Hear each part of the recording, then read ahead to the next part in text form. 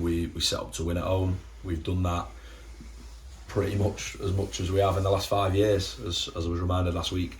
And today we've fallen short realistically because we haven't put the ball in the net. We've had 2 massive opportunities in the first half. The goalkeeper makes an unbelievable save from a header, and then we have one cleared off line at the end. That's why the result was the way it was. Aspects of the performance that are very frustrating.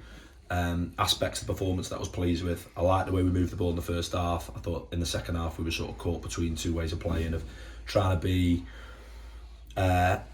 pragmatic and go forwards and try and trouble a back line and getting behind, perhaps what we did in the first half, and at the same time trying to retain possession. You end up doing neither when you're half and half, so quite disappointed. It's been tough week. Obviously lose Liam Edwards, lose Charlie Caton. Been in there with the players we've talked. That's the 10th different players that have been asked to play centre forward for us in the opening 21 games plus FA Cup games. So I am frustrated with the result, frustrated with aspects of the performance, but realistically 7 points from 9 in a busy spell of the 3 home games. I think we're probably just frustrated with the way they've come, that we've beaten a really strong Brackley side, we've beaten Tamworth, who were top of the league at the time, and then we've dropped 5 points to an opposition where we were disappointed with our performance in the away game, and we're disappointed with aspects today. Not unfair to say that you had 70% territorially. Potentially, like, I'm obsessed by my data, so I was disappointed. I love the way we defended last week against Tamworth. I love how resilient we were, but it was the lowest we'd ever produced in forward areas, the fewest ever in my time at the club, the fewest ever amount of attacks. The game's been settled by an unbelievable strike from Elliot Whitehouse, and then almost a crazy moment where Owen does really well to see the ball bouncing behind the back line and go around the keeper. We've talked a lot about performance, and we saw it in parts today, but equally I saw parts that made us look a bit more, not even open, just some of the moments, like mistakes at either end of the pitch, that makes it quite a frustrating watch for me, and no doubt a frustrating watch for supporters. So I've got to reflect on trying to find the balance of when you're playing with the type of forwards we've got available at the moment. You want to try and be dynamic, and you want to move the ball, and you want the ball in behind, but you want slides, you want trying to get centre halves running towards their own goal with quality though, where you're going to remove you want to be dynamic, and that's what we've had to do. And I think the players deserve real credit for, we've got 7 points out of 9. Realistically, when have we been at our best? Some of our best performances earlier in the season, when we've got more out and out centre forwards, perhaps with a bit more experience in and around the level. So quite pleased with bits that I saw, but please don't mistake that as being underpinned by a frustration at the result, and like I say, frustration at certain key aspects of the performance. Defensively, Stanway didn't really have a save to make an anger as such, did he? No, he had nothing to do, absolutely nothing to do. And that's what we'll find, it because we've been good at home. Boston came and tried to do that last year, and obviously we scored the late goal. It's difficult to play against.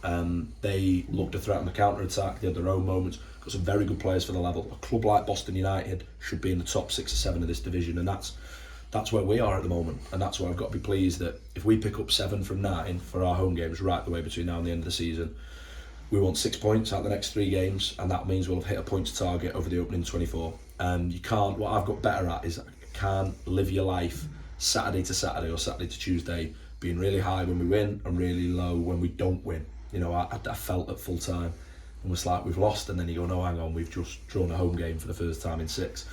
But you've got to always want to be better, and that's what we're trying to promote. So for us, our target, just so I'm really clear, is to be in them playoff positions. Fundamentally, if I'm expected to put out a team, if the players expect to consistently be right in the top 1 of the division this year, that's going to be really, really challenging. What we are is on a decent run of form.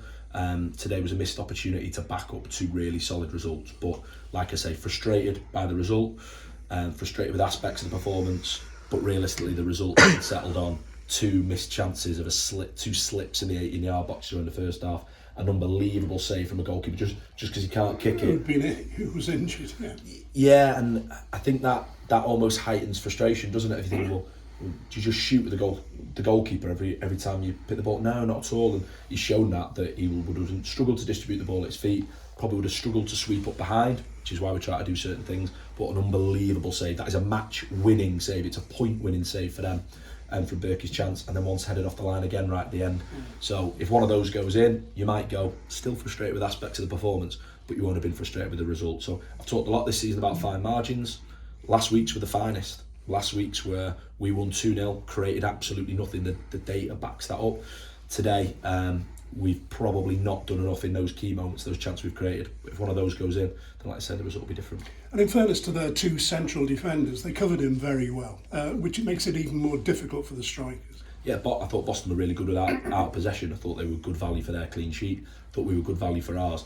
That's where the frustration comes for me, that we have created those opportunities. You've got to score. There's no... We can talk and we can come and do interviews for 10, 20, 30 minutes and we can analyse the game, and I can talk about data and dynamics and everything related to the game. But fundamentally, last week we had minimal chances, if any. We've turned a bouncing ball into a chance and made the game 1-0 for an unbelievable finish. Today we've created 2 opportunities, really good ones in open play, 2 from restart opportunities. Haven't taken them, you're not going to get any points. Now you're coming on to a massive, difficult period, busy period. A game at Blythe next Saturday, then the Christmas period, 2 games against Warrington, etc. I think where the players deserve massive credit is they've always responded really well to the busy periods. So if you think the run of away games that we talked about, our points return over the last 10 games, we're in the top 3 in the division, and that's really, really pleasing for us, and something I'm really pleased about. I just would have wanted a little bit more from the performance today. I use that phrase, a missed opportunity. We'll be ready for that. What I think you'll see with our group is an improvement, because you're seeing that at the moment, sort of what I would talk about blocks, block to block, we are improving. So from a disappointing start, we're then picking up more points, starting to pick up more points on the road. Fundamentally, I have tried to not talk about injuries. I know it can sound a bit woe is me with managers.